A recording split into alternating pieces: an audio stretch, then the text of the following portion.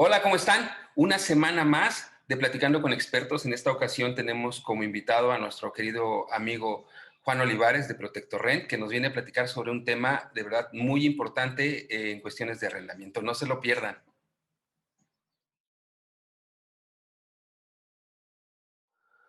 Hola amigos, ¿cómo están? Pues bienvenidos de nueva cuenta a Platicando con Expertos. En esta ocasión nos acompaña un estupendo amigo que seguramente muchos de ustedes conocen, Juan Olivares, director de Protector Rent. Hoy nos hizo el favor de acompañarnos y tenemos un tema que a mí, Juan, pues la verdad es que me encanta, me llamó muchísimo la atención cuando tuvimos oportunidad de platicarlo estos días y creo que nos va a ayudar a todos los inmobiliarios a poder orientar y explicarle mejor a nuestros clientes qué pasa con estas famosas pólizas. Ya ahora voy a usar pólizas jurídicas, Juan.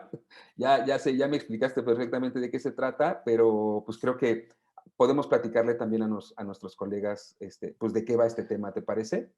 Sí, claro, claro que sí, Mario. Qué gusto estar otra vez platicando contigo. Muchísimas gracias, Juan. Oye, pues fíjate que te voy a contar que como en este caso tuvimos una firma con un cliente, bueno, evidentemente con un inquilino y un propietario, y el inquilino se fue muy molesto porque firmamos esta póliza, ¿no? Con ustedes y decía, oye, ¿por qué a mí no me dan mi póliza, ¿no? O sea, ¿por qué a mí no me están dando una póliza? Y entonces la respuesta contundente fue, es importante que usted sepa que el servicio se está contratando entre el propietario y entre el despacho jurídico, ¿no? Y ahí entonces el cliente, el inquilino se volvió un poquito loco y de este tema específicamente fue que yo te busqué y empezamos a platicar y es lo que quiero que nos dé pie a esta charla. Sí, Mario, quiero que pues que todo el mundo, que muchas personas ya lo saben, pero ya sabes, se nos pasa con tantas cuestiones que tenemos que hacer todos los días, etcétera, etcétera. Los servicios jurídicos de protección de arrendamiento, que efectivamente como los llamas, las llamadas pólizas jurídicas, es el nombre comercial que se tiene. Así se les ha conocido por muchos años, las pólizas jurídicas. Pero no son otra cosa que servicios jurídicos prepagados, ¿sí? Que buscan la protección del arrendador. Como bien sabes, la legislación, el marco regulatorio del arrendamiento, básicamente tiene un corte social, tiene un corte de protección al inquilino. Por siempre ha sido así. Además, los jueces de los diferentes juzgados y tribunales de la Ciudad de México, del Estado de México, etcétera, etcétera, siempre buscan una conciliación y siempre buscan, pues, auxiliar hasta cierto punto a aquella persona que se supone está en una desigualdad económica o social, que es el inquilino. Cuando sabemos que la verdad no necesariamente es así. ¿Por qué? Porque hay, y tú bien lo sabes, tienes clientes que rentan su casa para vivir, porque es la casa que ya les quedó afortunadamente grande, sus hijos se marcharon, etcétera, y la señora o el señor, pues bueno, pues rentan algo más pequeño o compran algo más pequeño, y la casa grande o la casa que tenía 3 habitaciones, 4 la rentan, o hay quien renta simplemente por inversión, ¿no? Entonces es importante ver que pues es su patrimonio y lo tienen que cuidar. Entonces, los servicios de protección jurídica justamente estamos para eso, para nivelar esta cuestión y ayudar o auxiliar al propietario cuando el inquilino incumple en el pago de las rentas.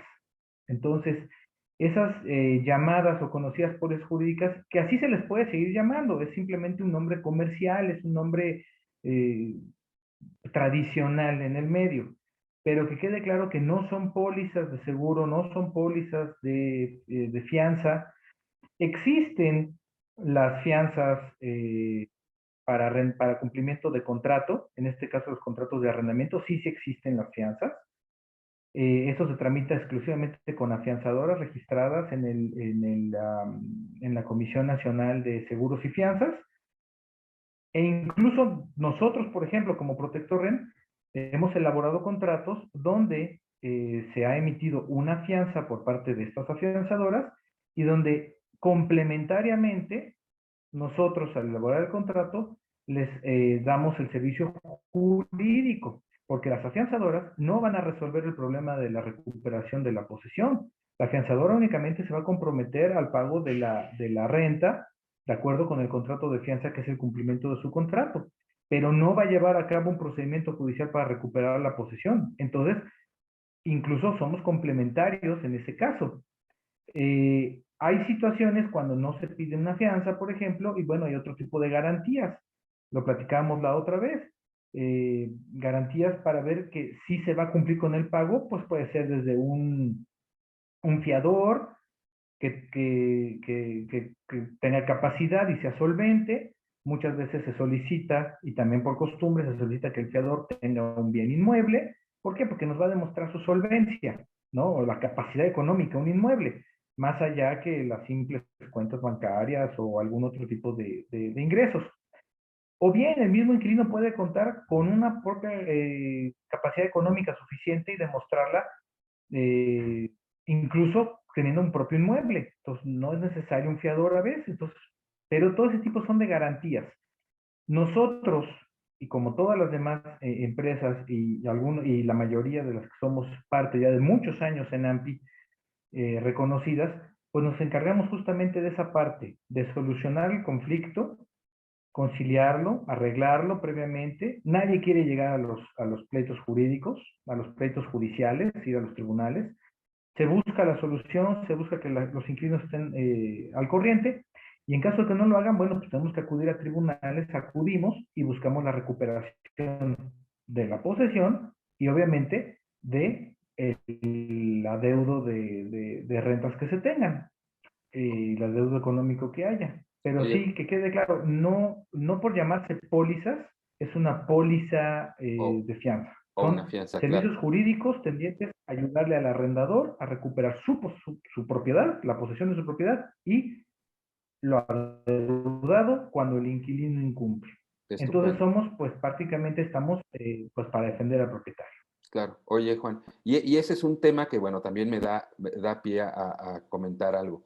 Y ya también tuvimos oportunidad de platicarlo. Es muy interesante que quede claro que a veces cuando tratamos de vender la póliza al inquilino, ¿no? Tratando de explicarle por qué es necesario que se firme una póliza para un arrendamiento, hay ocasiones en las que les decimos o decimos como inmobiliarios que la póliza protege a ambas partes, ¿no?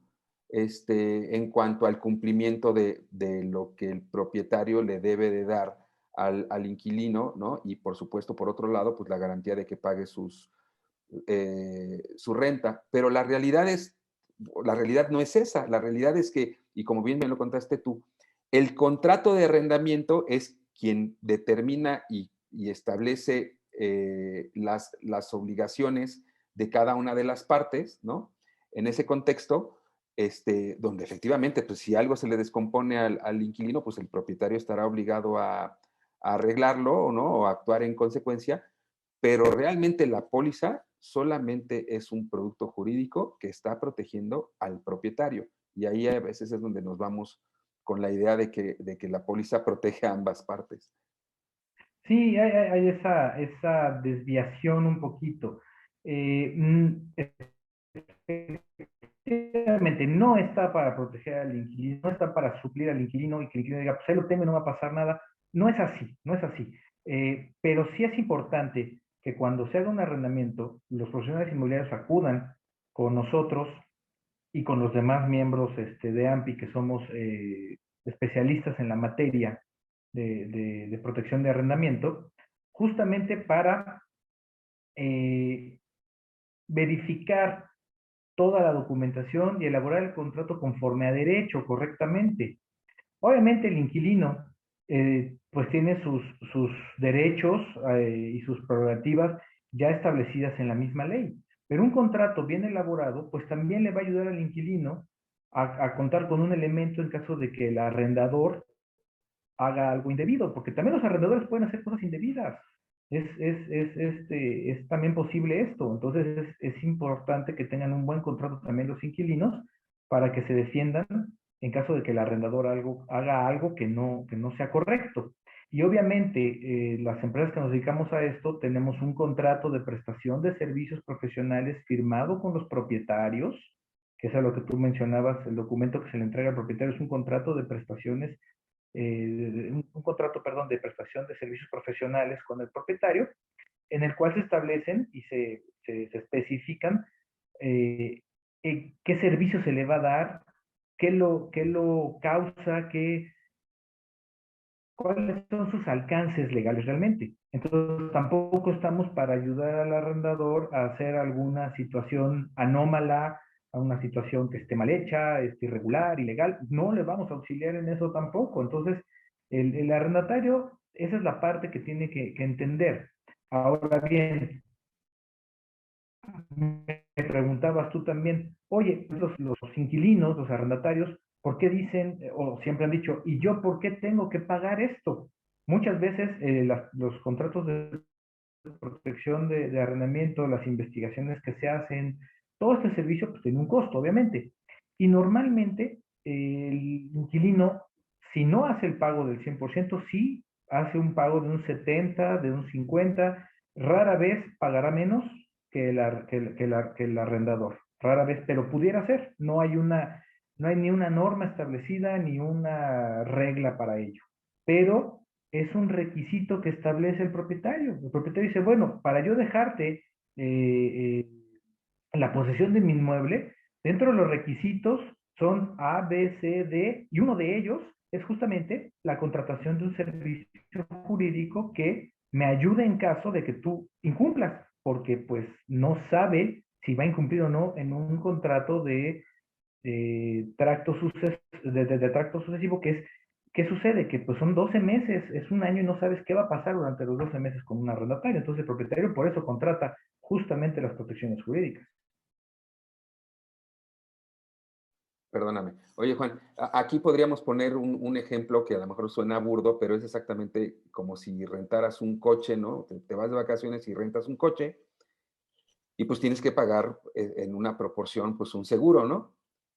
Aunque el coche no sea tuyo, aunque si lo chocas, al final el seguro no te va a pagar a ti, le va a pagar a quien es el propietario del auto, ¿no? Entonces podríamos hacer un símil con una situación como esa cuando decimos que el inquilino es quien está obligado a pagar la póliza, ¿es correcto? Sí, es un poquito burdo como comentas, pero sí tendría cierta similitud. Es un requisito que le establece el propietario para darle la posesión. Hay que tomar en cuenta siempre que el propietario, pues su inmueble, el costo o el valor que tiene, pues es mucho mayor que el arrendamiento, ¿no? O sea, el riesgo que está corriendo el arrendador es enorme. Comparado con lo que en proporción la renta te está ofreciendo. Sí, claro. Oye, Juan, y déjame aquí también hacer un comentario.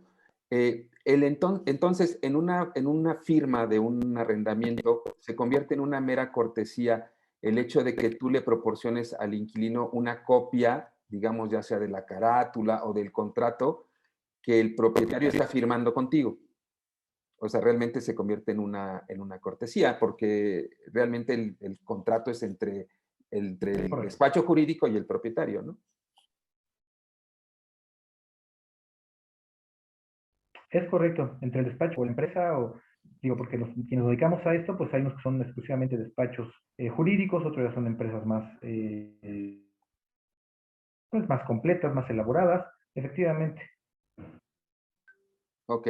Sí, es bueno saberlo, ¿no? Porque saber que en este contrato, pues no juega la tercera parte que es el inquilino, ¿no? O sea, de hecho, no figura en el contrato de servicios, más que en el contrato de Bueno, arrendamiento. únicamente referido porque los contratos de prestación de servicios profesionales, no me gusta decirle más llamadas, simplemente comercialmente conocidas como pólizas jurídicas, son contratos accesorios del contrato de arrendamiento, que es el contrato principal. O sea, este contrato de prestación de servicios nace gracias a que existe el contrato de arrendamiento. Por lo tanto, es un contrato accesorio. Sigue su suerte. Sí se menciona, obviamente, Se menciona el inmueble, se mencionan las vigencias, se mencionan las partes, se menciona todo porque es un contrato justamente accesorio del contrato de arrendamiento, que es el principal.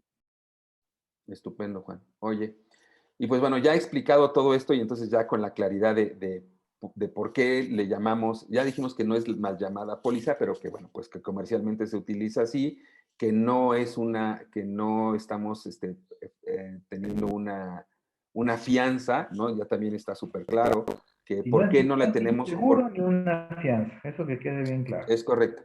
¿Y por qué no deberíamos de entregarle o no necesariamente entregarle al inquilino una copia del contrato de servicios que tú tienes entre el propietario y el despacho? Eso también queda claro. Ahora, vamos a entrar a una parte que es pues más ríspida, Juan. Resulta ser que también tenemos la costumbre, ahora yo lo sé y te lo comento, la mala costumbre de en esta firma de contrato de arrendamiento y de la póliza jurídica, de firmar pagarés, ¿no? Y de verdad es que a mí me parece estupendo, ¿no? Y cuando empiezas a entender y a ser versado en la parte jurídica y a entender estos procesos, pues la verdad es que te das cuenta del gran error, ¿no? Que se comete al tener dos formas o dos vías, ¿no? De recuperación de la renta, ¿no? Y pues me encantaría que nos explicaras en este caso cómo es que los pagarés juegan o no deberían de jugar en un contrato de arrendamiento. Claro, sí, Mario, lo hemos platicado. Y ahorita hace ratito hice un comentario yo sobre las garantías que tiene un contrato de arrendamiento, ¿no? Dijimos como garantías puede existir permíteme, ya me marcaron sin luz. Eh, Como garantía, ¿qué me va a garantizar el cumplimiento de un contrato de arrendamiento? Bueno, obviamente primero está la buena fe de quienes están signando, quienes están firmando un contrato de arrendamiento, en el cual, pues, sabemos que el inquilino tiene cierta capacidad económica, cierta situación, y va a cumplir. Ahora, aún contando con esto, puede que incumpla. Aún teniendo la intención de cumplir, puede que no tenga los recursos para hacerlo. Entonces, normalmente se solicita algún tipo pues, de garante, algo que lo garantice. Y normalmente nos íbamos pedimos un fiador. Pero lamentablemente hay una mala práctica, como bien dices, de decir, voy a sustituir todo lo que haya y voy a garantizarme con unos pagarés. No, los pagarés no funcionan para garantizar un contrato de arrendamiento. No deben ser utilizados para garantizar el cumplimiento de un contrato de arrendamiento. Ya existe el contrato de arrendamiento, ya está la obligación, ¿sí? El contrato de arrendamiento no es el papelito, el documento en el que se plasma no es el contrato es la voluntad de las partes que quieren rentar y se obligan a ciertas situaciones, a un precio determinado, a una fecha determinada, etcétera, etcétera, y todo eso lo plasmas en un documento que se firma, y obviamente las partes están ya obligadas a darle cumplimiento a ello. Si no lo cumplen, ese documento es suficiente para presentarse, como te decía, ya en el caso extremo, presentarse ante los tribunales correspondientes y servirá de base para llevar a cabo el juicio correspondiente. Los pagarés son títulos de crédito, son títulos autónomos, no tienen relación con el arrendamiento. Si erróneamente los relacionas con el arrendamiento, pues pierden su naturaleza y perderán su validez, son inválidos. Por otro lado, hay un gran riesgo con los pagarés, y un riesgo ahí sí para ambas partes. Y ahí sí podemos decir que vamos a ayudar al arrendatario, al decir no pagarés, porque los pagarés al ser autónomos, ¿sí? Así como podemos hablar de que los inquilinos pudieran llegar a cometer alguna situación anómala y todo esto que siempre hemos escuchado, pues tampoco sabemos cómo se va a comportar un arrendador. Y un arrendador con unos pagarés en la mano, pues son títulos ejecutivos, los puede solicitar su pago, independientemente que haya habido pago de rentas o no, los podría llegar a negociar, podría hacer algo Entonces, como te acuerdas que platicábamos, Mario, el inquilino prácticamente está firmando dos cosas, dos deudas. ¿Sí? Por un lado tiene un deber, una obligación de pagar sus rentas, pero por otro lado está firmando unos documentos en los cuales se los pueden ejecutar solicitándole el cosa que podemos ser incluso equiparable a algún tipo de fraude procesal, cosa que el arrendador podría meterse en un gran problema.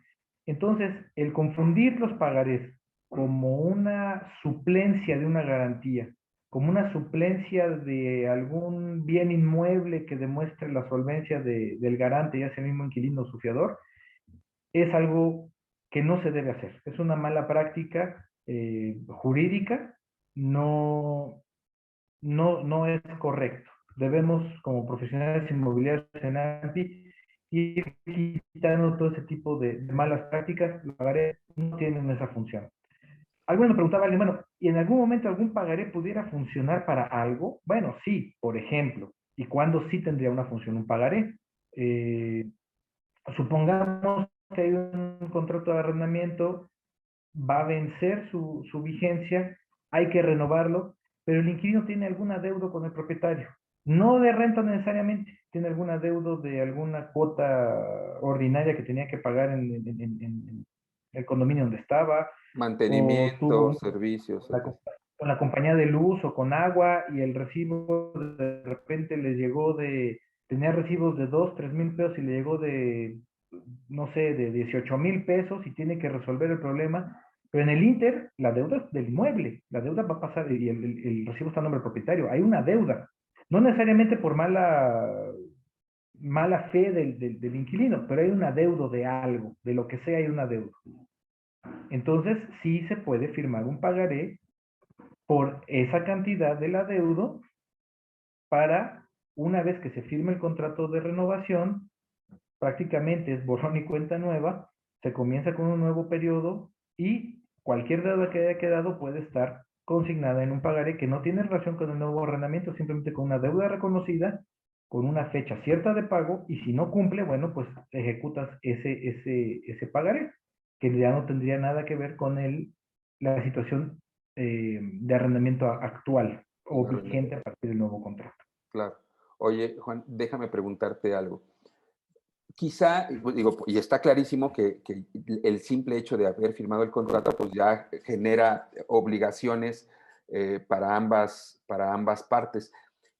¿Valdría o tú lo recomendarías o darías alguna alternativa para tener algún tipo de recibo en el caso de que el arrendamiento, por ejemplo, se pagara en efectivo? ¿Sabes? O sea, si yo hago un depósito, pues tengo mi ficha de depósito, ¿no? Pero en el caso de los arrendamientos que se pagan en efectivo, ¿valdría la pena generar recibos de pago? Bueno, definitivamente tienen que elaborarse recibos. Y aquí vamos a entrar en otro tema que a la mayoría de la gente, si no es que a todos, no les gusta. El ISR. La obligación, no, no deja, sí, bueno, el ISR obviamente, la obligación de pagar ISR, la obligación de emitir CDFIs, certificados digitales, las facturas, como las conocemos, es la obligación, punto, ¿sí? No importa si la renta la recibes por transferencia, por cheque, en efectivo, como sea, tiene que haber forzosamente una factura. ¿Dónde está esa obligación? En la ley del ISR. La ley del ISR es muy clara en sus artículos 114 y 118, donde dice que todo ingreso por arrendamiento se considera obviamente gravable y tendrá que emitirse CDFI y hacer el pago correspondiente. No hay de otra, no hay salida, lamentablemente. ¿Sí? El que no lo haga incumple con la ley y va a ser causante de una sanción, posiblemente una multa, recargos, actualizaciones, eh, etcétera, por parte del SAT. Mucha gente dice, bueno, pero, e incluso si los invito a buscar la ley del ISR en internet, vienen los motivos de las modificaciones que hubo el artículo 118 que ahorita te platico, Mario. donde se comentaba que, de acuerdo con análisis del mismo gobierno federal, se veía que más del 94% de las personas arrendadoras no pagaban ISR o no pagan ISR. A partir de esto, muchas personas lo han hecho, pero yo no creo que haya bajado significativamente, ¿eh? Yo creo que el 85% tranquilamente lo sigue sin hacer. Es nuestra labor como profesionales inmobiliarios decirles, sí tienes que hacerlo para evitarte problemas. ¿Dónde están los dos problemas principales?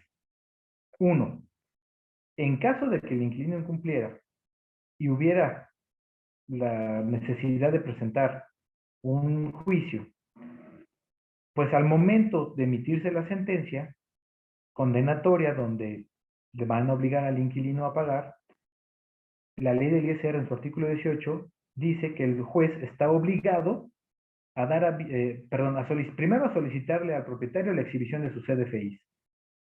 Si lo hizo, pues ya no pasa nada. Si no lo hace, el juez está obligado a dar aviso al SAT. No dice que vaya a evitar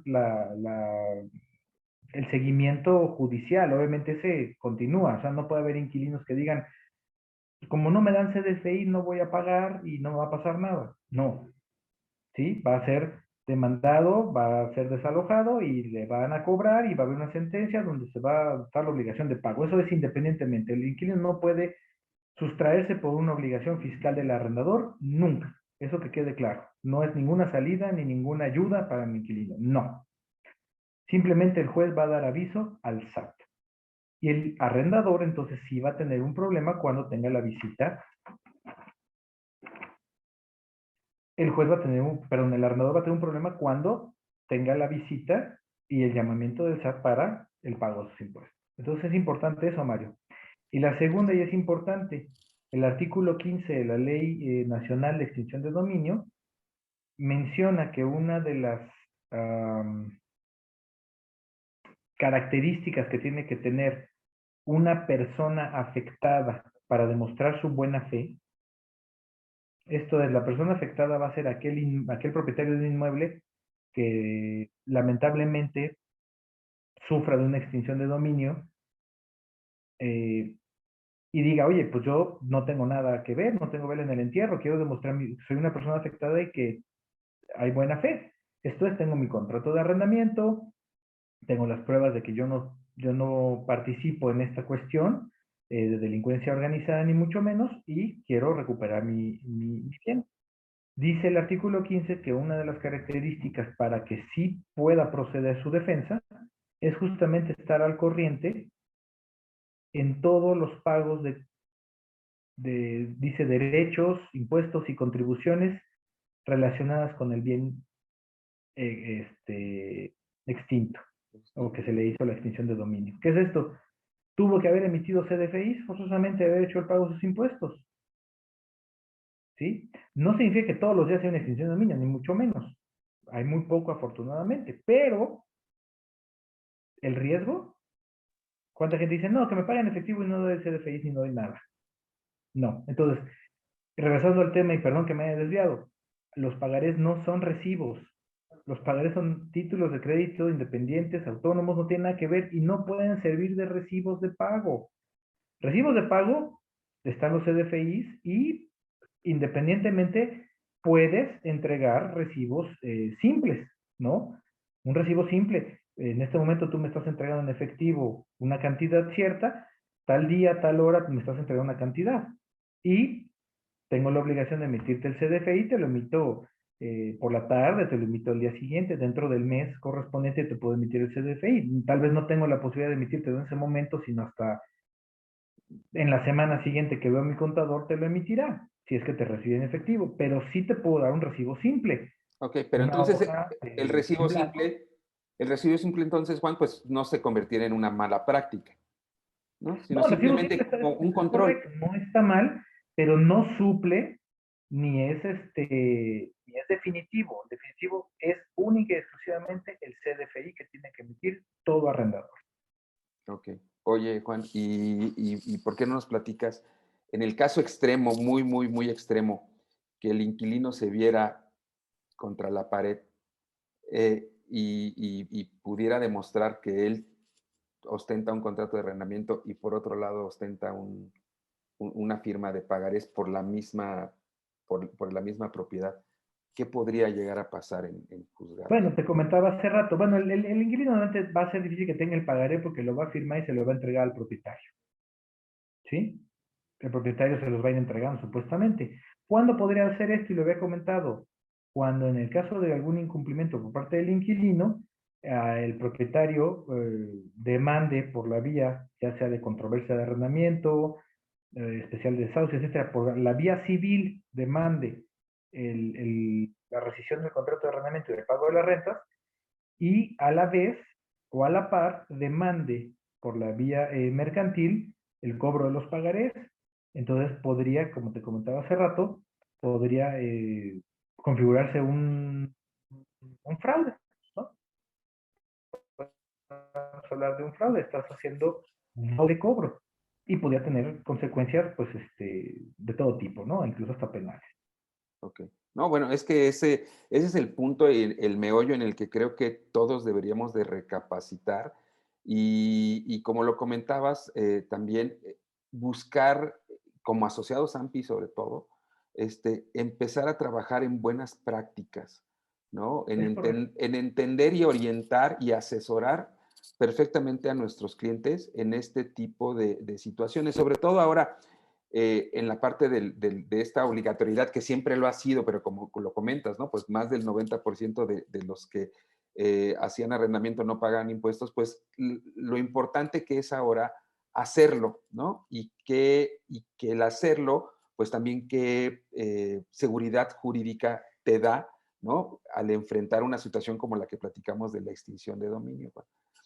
Mucha gente no quiere pagar impuestos pues, porque piensa que le será oneroso respecto del ingreso que él tiene pues en un momento determinado, ¿no? Por ese arrendamiento. Y tú nos acabas de presentar hace unos días, también en una sesión de trabajo de AMPIMEM, una herramienta que presentaron, que es muy buena, existe la tablita que podemos consultar, pero aquí ustedes nos la pusieron fácil con una herramientita donde tú pones el monto de la renta y automáticamente te dice sobre ese monto cuánto te va a grabar y cuánto te corresponde del pago de la renta. Y la verdad es que cuando lo ves así, de la forma tan sencilla como ustedes nos la presentan, pues te das cuenta que no se convierte realmente en nada oneroso para el propietario y le estaría dando una tranquilidad y una certeza jurídica y fiscal, ¿no? Bueno, sobre todo fiscal enorme, ¿no? Sí, sí, sí, claro, Mario. Pues mira, y como lo comentaba hace rato, ¿no? A nadie nos gusta pagar impuestos, por eso se llaman así, impuestos, ¿no? O sea, es una imposición, pues ni modo, tenemos que contribuir, así es, hay una obligación fiscal que tenemos todos. Eh, y como bien lo dices, aquellas personas físicas sobre todo, aquellas personas físicas que opten por la deducción directa, que también se conoce que no es su término correcto, pero también se le conoce como deducción ciega, que establece la misma ley del impuesto sobre la renta, pues prácticamente, y gracias a la herramienta, y por ahí quien no la tenga la puede descargar, es www.protectorrent.mx, simplemente pone eso en su barra de internet y la descarga. Esa deducción ciega o ese monto permite, en la tablita que bien dices que hicimos, en una calculadora de ISR, prácticamente el porcentaje a pagar variará entre el 4 al 12% del impuesto realmente a pagar, dependiendo del monto de la renta y de acuerdo, pues efectivamente con las tablas que emite la miscelánea fiscal cada año. Oye, Juan, por ejemplo, ahorita tú dijiste del 4 al 12, pero cuando ya estamos hablando del 12, bueno, es cuando ya estamos hablando de rentas, pues, ¿no? Importantes, ¿no? O sea, en Sí, una claro, renta, obviamente va a ir subiendo, es progresivo, es un impuesto progresivo. Quien más, quien más ingrese, más cantidad tendrá que pagar. pero por ahí hacíamos unos ejercicios, ¿no? De que cuando estamos hablando de un arrendamiento, vamos a poner un arrendamiento estándar. ¿En cuánto tasarías tú un arrendamiento estándar habitacional, Juan? Permíteme, te digo más o menos, porque no la tengo aquí a la mano. Estoy pensando que en 15,000 pesos. A lo mejor ya hasta me fui alto en un estándar. 15,000 pesos, no, vamos a ponerle que es un precio estándar, 15,000 pesos. Por ejemplo, el impuesto a pagar mensualmente andaría rondando los 790, 800 pesos. En una deducción ciega, además, ¿no? En una deducción ciega. Sí, entonces realmente, o sea, tú por un lado tienes un ingreso de 15,000 pesos y por otro lado tienes una tributación de 700 pesos, pues que te va a hacer dormir tranquilo. Exactamente, exactamente. Ahora, nada más recordando esa tablita, pues es justamente para las personas físicas que accedan que opten por esta forma, que opten por esta forma de, de pago de sus impuestos. Ya las personas morales, las personas con actividad empresarial, cualquier otro régimen fiscal especial tendrá su tratamiento y seguramente el pago de su SR podría variar dependiendo las deducciones que pueda hacer, pero eso sería dependiendo ya el régimen fiscal especial que tenga cada quien. Claro. Oye, Juan, y ya nada más para no desviarnos del tema y ir terminando esta charla, la verdad que muy interesante que estamos teniendo. Cuéntanos algo. Por ejemplo, una persona física, ¿no? Que no tiene en este momento ninguna obligación fiscal, ¿no? O sea, que nunca ha tributado por otra cosa que no, a lo mejor en su momento haya sido eh, un ingreso por sueldos y salarios, ¿no? O incluso, vamos más allá de eso, quizá una ama de casa que por una razón en su vida, pues nunca tributó porque nunca tuvo un empleo formal, pero que es propietaria de una casa y que la pone en arrendamiento. Tiene que ir al SAT, se tiene que dar de alta, tiene que... En ese caso, ¿qué haría una persona con este perfil que te acabo de decir para poder hacer su tributación? Sí, sí, está incluso, te comento, dentro de la misma ley del impuesto sobre la renta, en su artículo 118, la obligación efectivamente de darse de alta y para poder emitir sus CDFIs y poder hacer sus declaraciones y sus pagos, ya sean mensuales o trimestrales, dependiendo los montos a los que tenga que llegar de acuerdo con las mismas tablas del SAT. Sí, sí tiene que hacerlo.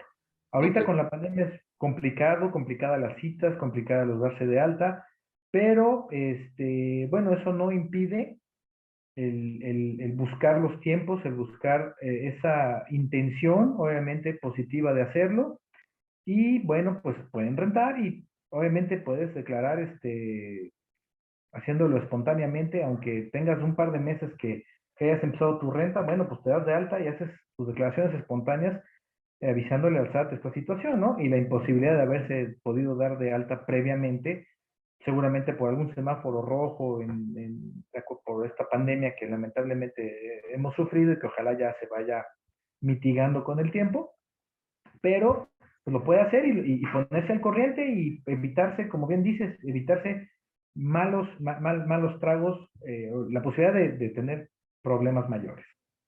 ok. Juan, pues yo te agradezco muchísimo tu tiempo, agradezco la disposición para tener esta charla y sobre todo, bueno, pues esta información que nos das, que de verdad que es de muchísimo valor para todos los que nos dedicamos en el mercado de inmobiliario, de la intermediación inmobiliaria, a hacer arrendamiento, ¿no? Nos sirve mucho para poder asesorar mejor a nuestros clientes y ojalá esta plática también pueda tener un alcance hacia los propietarios, ¿no? O sea, que se convierta en una herramienta para que también los inmobiliarios se la puedan mandar a sus clientes, ¿no? Para explicarles esta situación y por qué es importante, pues, hacer, ahora sí como decimos, todo por la derecha, ¿no, Juan? Sí, claro, hacer lo correcto es lo importante y como bien dices, es una obligación que tenemos todos los miembros, toda la familia de AMPI MEM principalmente y de todos los demás, todo AMPI a nivel nacional, tenemos esa obligación, ¿no? De hacer bien las cosas con nuestros clientes, de ser profesionales y auxiliarles, llevarles, asesorarles y darles la consultoría que se merecen. Listo, Juan, pues muchísimas gracias. Amigos, muchísimas gracias por seguirnos, muchísimas gracias por semana a semana estar siguiendo nuestras charlas con expertos. En esta ocasión, de nueva cuenta, agradezco a Juan Olivares, director de Protector Rent, que haya estado con nosotros. Juan, un abrazo. Ya se está cayendo el celular. Ya está cayendo, es que no estaba en mi computadora. No te preocupes. Un abrazo a la distancia y muchísimas gracias de nuevo. Ahí está, Hasta mira, no luego. te preocupes. Hasta luego, muchas gracias, Mario. Gracias, Juan. Hasta luego.